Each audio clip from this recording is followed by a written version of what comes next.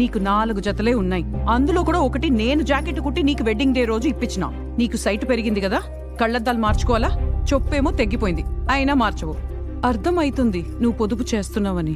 నేను కూడా నా వల్ల అయినంత వరకు చేస్తున్నాను. ఇలాంటప్పుడే అనిపిస్తుంది నేను కూడా చదువుకుని ఉద్యోగం చేస్తే బాగుంటది, నీకేమైనా సహాయం పడతానేమోని. చెయ్యొచ్చు, నువ్వు చెప్పినట్టు ఒకరోజు ఇడ్లీ, దోశ, వడ ఇవన్నీ చెయ్యొచ్చు. కానీ నెల మధ్యలోనే నువ్వు కిచెన్కి వచ్చి చేతులు పిసుక్కుంటూ, రాణి ఈ నెల ఖర్చులు ఎక్కువైపోయినాయి, జర తగ్గించవా అని నిలబడతావు. అలా నువ్వు నిలబడ్డం చూడలేక నెలకి 5 సార్లు ఉప్మా చేస్తున్నా. అయినా ఉప్మా ఎవ్వరు తినలేదు వాళ్ళ.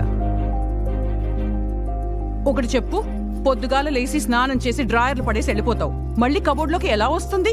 నేను ఉతుకుతున్నాను, అందరూ బాత్రూమ్ వాడతారు. శుభ్రంగా ఉంటున్నాయా? ఎవరు క్లీన్ చేస్తున్నారు? నేను చేస్తున్నాను. పల్లాల్లో అందరూ తినేసి ప్లేట్లు పడేసి వెళ్ళిపోతారు. మొత్తం కడిగి నేను నీట్గా పెడుతున్నాను, వంట చేస్తున్నాను, బట్టలు ఉతుకుతున్నాను.